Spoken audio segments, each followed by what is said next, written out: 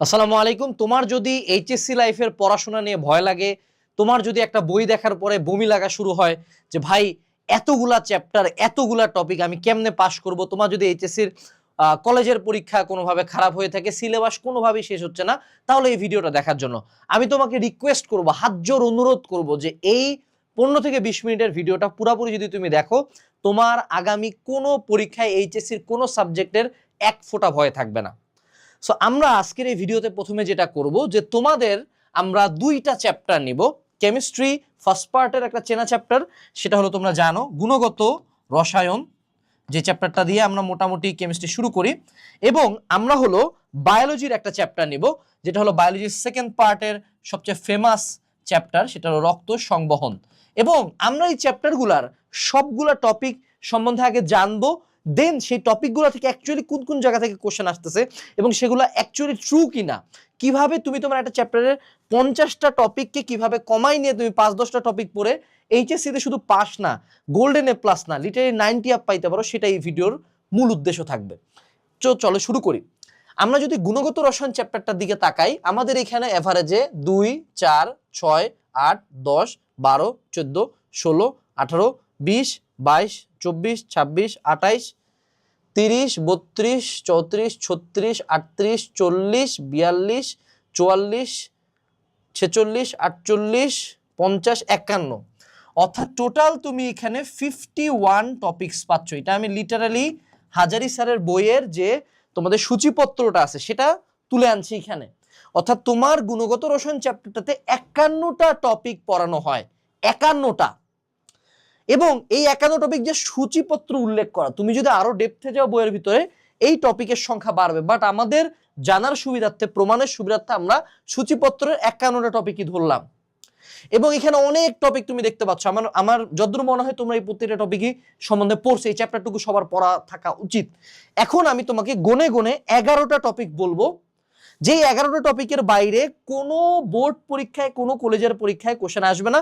আমি শুধু টপিকটা বলবো না, আমি সর্বশেষ যে এইচএসসি পরীক্ষা আছে সেটার কোশ্চেনে র্যান্ডমলি চলে যাব। ওই কোশ্চেন আমি বানাইনি, আমি একদম র্যান্ডমলি চলে যাবো, আমি দেখবোও না, আগে দেখিও নাই, আমি যাই তারপর তোমাদেরকে মিলাই দেখাবো যে আমি যে সাজেশনটা তোমাকে দিচ্ছি এবং যেই সাজেশন অ্যাকচুয়ালি আমি আসমান থেকেও বানাই নিয়ে আসি নাই, বিগত বছরের বোর্ডের কোশ্চেন অ্যানালাইসিস করছি লাস্ট 10 বছরের, সেখান থেকে কেমন পরিমাণে কমন আসছে। সো আমার প্রথম সাজেস্টেড টপিক হলো দ্রাব্যতার গুণফল, তারপর হলো অদক্ষেপ পড়বে কিনা, রিডবার্গ সমীকরণ, ইলেকট্রন স্থানান্তরে নির্গত বা শক্তি নির্ণয়, এটাও সেই রিডবার্গেরই কাছাকাছি জিনিসপাতি, অরবিটাল ওর ইলেকট্রন সংখ্যা নির্ণয়, এলএমএনএস অর্থাৎ কোয়ান্টাম সংখ্যা নির্ণয়, বর্ণালী দৃষ্টিগোচর হবে কিনা, এটাও রিডবার্গ ধ্রুবকেরই ম্যাথ, দ্রাব্যতা গুণফল কেএসপি থেকে এস, এটাও দ্রাব্যতা গুণফলের টপিক, সমায়ন প্রভাবে দ্রাব্যতা, এটাও দ্রাব্যতা গুণফলের টপিক, পলির বর্জন নীতি অনুযায়ী কোয়ান্টাম সংখ্যা নির্ণয়, আর আয়ন শনাক্তকরণ। তাহলে যদি আমরা সামারি করি টপিকগুলার, কোয়ান্টাম সংখ্যা, রিডবার্গের ম্যাথ, তারপরে হইল গিয়া দ্রাব্যতা গুণফল, আর হলো আয়ন শনাক্তকরণ, 4টা মাত্র টপিক।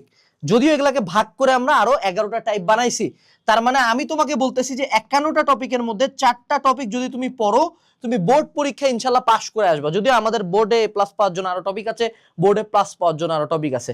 চলো আমরা এখন এইটা ক্লোজ করে সর্বশেষ এইচএসসি 25 ব্যাচের কেমিস্ট্রি প্রথম পত্রের সকল বোর্ডের কোশ্চেন নিয়ে বসি। চলো আমরা এখানে ক্লিক করলাম, ক্লিক করার পরে আমরা চলে গেলাম কেমিস্ট্রি প্রথম পত্রের কোশ্চেন। সো এই জায়গায় আমরা একটু যদি স্ক্রল করি, এই জায়গায় আসি আমরা, বর্ণালী, সরি এটা কল আসতেছে। আচ্ছা, এই জায়গায় আমরা যদি একটু নিচের দিকে আসি, ওই চ্যাপ্টারের কোশ্চেন, এই যে দেখো দ্রবণে H2 4 মাইনাস আয়ন শনাক্তকরণ একটা কোশ্চেন আসছে, তাই না? এই দেখো তো আয়ন শনাক্তকরণ একটা কোশ্চেন আমরা পাইছি না? আচ্ছা, এরপরে যদি আমরা আরো একটু নিচে আসি, এই জায়গায় আমাদের ইলেকট্রনের আবর্তন সংখ্যা হিসাব করো, ইলেকট্রনের ধাপের রশ্মি টাকা শনাক্তকরণ, অর্থাৎ ওই যে রশ্মিটা কোন টাইপের সেটা আমাকে বের করতে বলছে। ঠিক আছে, দেখো মিলছে কিনা, এটা আমাদের টপিকে ছিল না। আবার যদি আমরা নিচের দিকে আসি, এই বোর্ডের কিন্তু এই যে দ্রাব্যতা নির্ণয় করো, অদক্ষেপ পড়বে কিনা, মিলছে, কোশ্চেন মিলছে।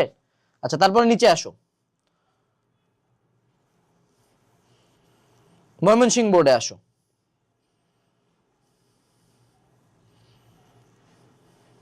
আমরা একটু নিচে যাব, কোশ্চেন যদি আমরা পাই, এই যে সুন্দর মতো এখানে দেখো কয়টি এল আর এম এর নাম্বার বের করতে বলছে, এটা কি টপিকে ছিল? ছিল। উদ্দীপকের দুইটি আহ্বান নীতি পরিবর্জন নীতি সম্মুখীন, এটা টপিকে ছিল না?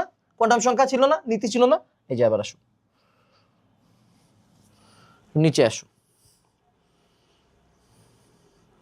দ্রাব্যতা গুণফল বের করো, অধক্ষেপ পড়বে কিনা। মিলছে? টপিক মিলছে অন্য বোর্ডে? আরো নিচে আসো,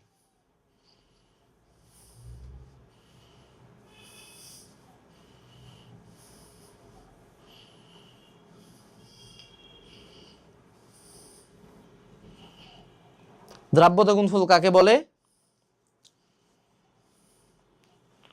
দ্রাব্যতা গুণফল নির্ণয় করো, অধক্ষেপ পড়বে কিনা।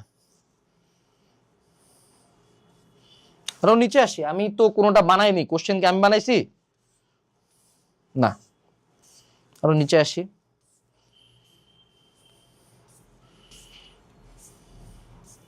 চট্টগ্রাম বোর্ডে চলে আসছি এবার। এই যে ইলেকট্রন ধাপান্তরের পক্ষে যে কি রশ্মি ব্যবহার করা যাবে কিনা, রিডবার্গের ম্যাথ। ধাপান্তরের পরে যে শক্তি স্তরে অরবিটাল সংখ্যা কোয়ান্টাম সংখ্যার আলোকে হিসাব করো। ছিল কিনা কোয়ান্টাম সংখ্যা? দেখো, আরো নিচে আসো,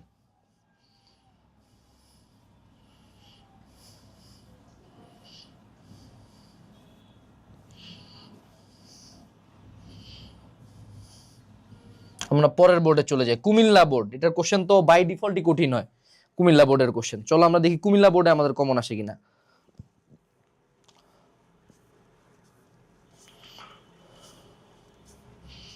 সবসময় যে আমাদের কমন আসবে এমনও না, বাট দেখো এলআরএম এর মান হিসাব করো, আহ্বান নীতি পরিবর্জন নীতি। এবার দিকে আসো, দ্রাব্যতা কত গ্রাম NaCl, অধক্ষেপ পড়বে কিনা। আমি যদি এইভাবে প্রত্যেকটা বোর্ডে যাই, আরো আমার বোর্ড চলতে থাকবে, এভরি সিঙ্গেল বোর্ডে আমি যে এই যে তোমাকে 4টা টপিক দেখাই দিছি না, এই 4টা টপিকের বাইরে 99% কেসে ইনশাআল্লাহ কোনো সৃজনশীল আসবে না। এবং এমনও না যে এই টপিকগুলো আমি এই বছরের কোশ্চেন দেখে ঢুকাইছি। এই টপিক আমার 2016 সালে এই বইটা, 2018 সালে এই বইটা আমার প্রথম আমার নোট বানানো ছিল। আমি দিনাজপুর বোর্ডে ফার্স্ট হওয়ার পর আমার নোট বানাইছিলাম। ওখান থেকে জাস্ট সিম্পলি আমাদের সালগুলা পাশে অ্যাড হয়। মেজরিটি অফ দ্য টাইম আমাদের বইতে কোনো ওরকম চেঞ্জেসই করতে হয় না। আমরা যা সলিউশনটা চেঞ্জ করি, একটু আপগ্রেড করি, একটু কিছু টপিক আপ ডাউন করি, কোনটা হয়তো বা বোর্ড পাস থেকে প্লাসে যায়। তাহলে তুমি আমাকে বলো যে তুমি যদি সিম্পলি কিউএনএ এইচএসসি সাজেশন তোমার এইচএসসি লাইফে টেবিলে রাখো, তাহলে আমার আর কোনো কিছু নিয়ে চিন্তা করতে হয়? অর্থাৎ তুমি যদি সিম্পলি সাজেশনের টপিকগুলো শেষ করো, তোমার কলেজের পরীক্ষা, তোমার এইচএসসি পরীক্ষা ইনশাআল্লাহ প্রতিটা সাবজেক্ট কমন থাকবে। এবং সবচেয়ে মজার কথা, ওই যে সৃজনশীলগুলো তোমাকে দেখাইলাম না, তোমার প্রত্যেকটা সৃজনশীল টাইপ ওয়াইজ এখানে দেওয়া আছে সলিউশনে। এবং সাজেশনের যে টপিকগুলো, এই টপিকগুলোর উপরেই সলিউশনে কিন্তু সৃজনশীল এবং তার অ্যান্সার দেওয়া আছে। তুমি চিন্তা করছো এটা কত বড় একটা মাস্টারপিস। যাও, একটা সাবজেক্ট দিয়ে তো এটা প্রুফ হয় না। চলো আমরা আরেকটা সাবজেক্ট দেখি। চলো আমরা চলে যাই আমাদের বায়োলজির সেকেন্ড পার্টে। বায়োলজির সেকেন্ড পার্টে রক্ত চ্যাপ্টারটা তো আমরা সবাই পড়ছি, সবাই পড়ি, খুব পছন্দের, বায়োলজি যাদের পছন্দ তারা পড়ি। এখানে টপিক আছে 2, 4, 6, 8, 10, 12, 14, 16, 18, 20, 22, 24, 26, 28, 30, 32, 34, 36, 38, 39, মোটামুটি রাউন্ডে আমরা ধরে দিলাম 40 টপিকস আছে আমাদের এখানে। এই 40 টপিকস কিন্তু যে সূচিপত্র লেখা ছিল, ভিতরে গেলে টপিকের সংখ্যা আরো অনেক বাড়বে। চলো এবার আমরা আমাদের সাজেশনে চলে যাই যে আমরা কি বলছি তোমাকে পড়তে। হৃৎপিণ্ডের রক্ত সংবহন প্রক্রিয়া, হার্ট ফেলের কারণ লক্ষণ প্রতিকার, হৃৎপিণ্ডের লম্বচ্ছেদের চিত্র, হৃৎপিণ্ডের স্বয়ংক্রিয় নট সমতার কাজ, কৃত্রিম পেসমেকারের কাজ, বিভিন্ন কপার্টিকার নাম কাজ, হৃৎপিণ্ডের কার্ডিয়াক চক্র, রক্ততঞ্চন প্রক্রিয়া। অর্থাৎ 40টা টপিকের মধ্যে আমি তোমাকে বলছি যে ভাইয়া 8টা টপিক পড়ো। যদিও হৃৎপিণ্ডর এই যে স্বয়ংক্রিয় নট, হৃৎপিণ্ডের লম্ব, এটা রক্ত সংবহন প্রক্রিয়া, হৃৎপিণ্ডের কার্ডিয়াক, সাইডটা একই জিনিস, এই কপার্টিকাও একই জিনিস, ঠিক আছে। সো সব মেজরিটি কোশ্চেন কি হৃৎপিণ্ড থেকেই আসতেছে, বাট তাও আমি হিসাবের সুবিধার্থে বললাম যে ভাইয়া 8টা টপিক পড়ে যাও। চলো let's go to the board question, যে আমি মিথ্যা বলতেছি কিনা। চলো, আমি কিন্তু বোর্ড কোশ্চেন দেখিও নাই এই স্লাইড বানানোর সময়, আমি জাস্ট টিমকে বলছি বোর্ড কোশ্চেন পাঠায় রাখো। চলো আমি নিজে প্রথমবার দেখবো এবার তোমাদের বোর্ড কোশ্চেন কেমন আসছে। চলো আমি নিচের দিকে যাই, এটা খুঁজে পাইতে একটু কাহিনী হবে। এই রক্ততঞ্চন কেন হয় না দেখছো? উদ্দীপকে অলঙ্কিত লম্বচিত্র অঙ্কন করো। কিসের চাইছে রে? হৃৎপিণ্ড লম্বচিত্র চাইছে। সাগর ও জনের চিকিৎসা পদ্ধতির ভিন্নতা, এই অ্যানজিওপ্লাস্টি আর পেসমেকার, মিলছে রে? আচ্ছা এবার নিচে আয়। এটা হলো কোন বোর্ড? রাজশাহী বোর্ড। চলো আমাদের এখানে আমরা খুঁজে বেড়াই আমাদের ওই চ্যাপ্টারের কোনো কোশ্চেন আমরা পাই কিনা।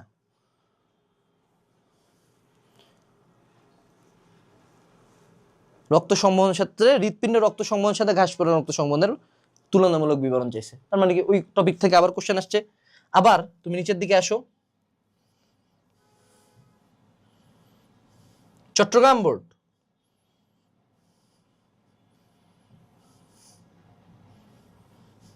নিচে আসি আমরা, এই যে কয়টি কপাটিকা আসছে, কপাটিকা এই কার্যকারিতা কৃত্রিম ভাবে নিয়ন্ত্রণ করে, পেসমেকার আসছে রে,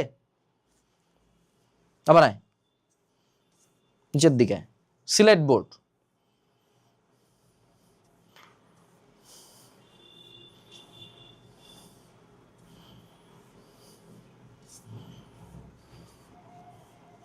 সিলেট বোর্ডে একটা কোশ্চেন ওই চ্যাপ্টার থেকে দেয় নাই। এখান থেকে দেখো আমি কিন্তু বিইং অনেস্ট, সব বোর্ডে যে একটা চ্যাপ্টার থেকে কোশ্চেন দিবে এমন না, কিন্তু কোশ্চেন যদি দেয় ওই টপিক থেকে ইনশাআল্লাহ থাকবে। এবার আসো যশোর বোর্ড,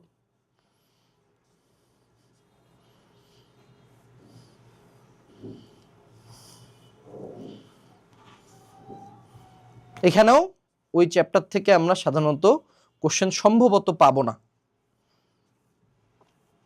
তারপর দেখি আমাদের এখানে কি আছে, এই যে বুকে ব্যথা, অ্যানজাইনা, বোর্ডে এ প্লাস পাওয়ার জন্য যে টপিকগুলো ছিল সেখানের মধ্যে অ্যানজাইনা ছিল, অর্থাৎ এই টপিকটাও আমার সাজেশনে আছে, 3 ধাপের ভাগ করা সাজেশনের মধ্যে আছে।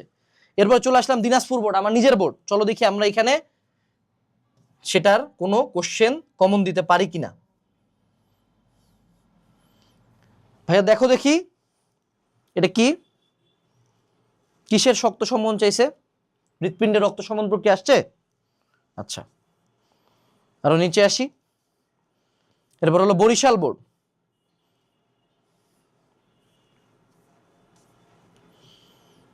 ত্রিকোণাকার মাংসপিণ্ডের মতো স্বয়ংক্রিয় পদ হৃৎপিণ্ডের রক্ত সংবহন আসছে কিনা, এটা আসছে।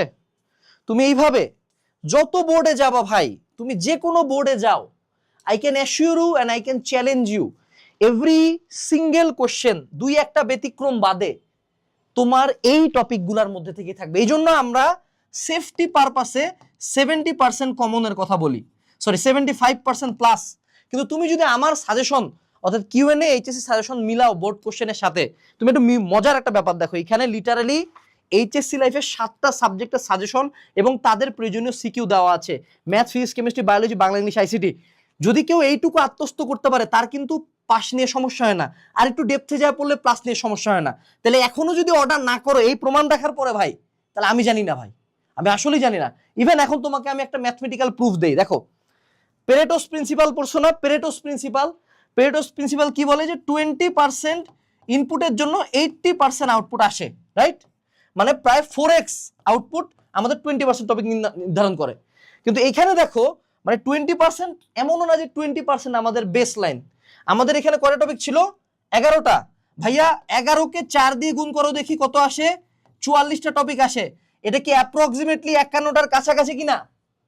আমাদের টপিক 51টা, তার মানে 11টা টপিক পড়লে আমার কিন্তু 80% কোশ্চেন কমন থাকতেছিল, মিলছে কিনা?